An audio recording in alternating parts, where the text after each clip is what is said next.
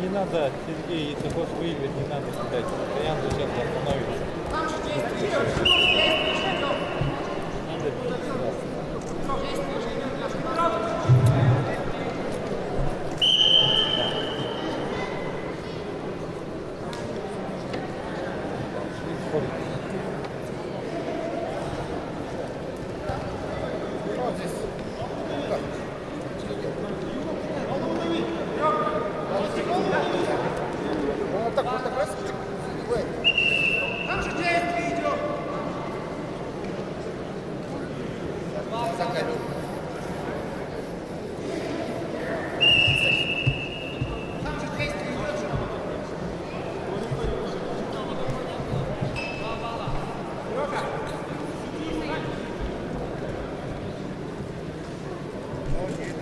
Надо бить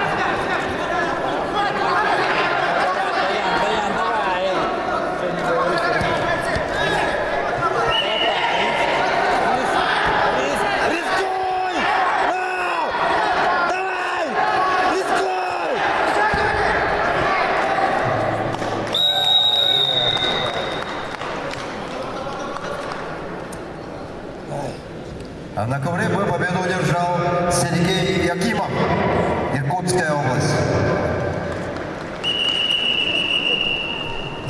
А на ковер бой приглашают борцы весовой категории до 79 килограммов Дмитрий Котопов, Бурятия, Жаргал Аюжанаев, Республика Бурятия.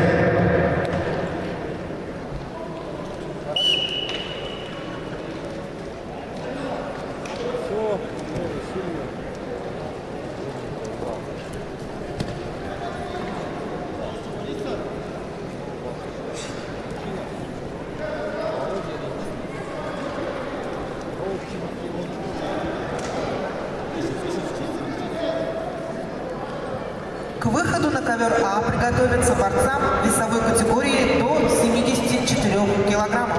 1/4 финала. Циденову Цидену, Оржан Аттуку.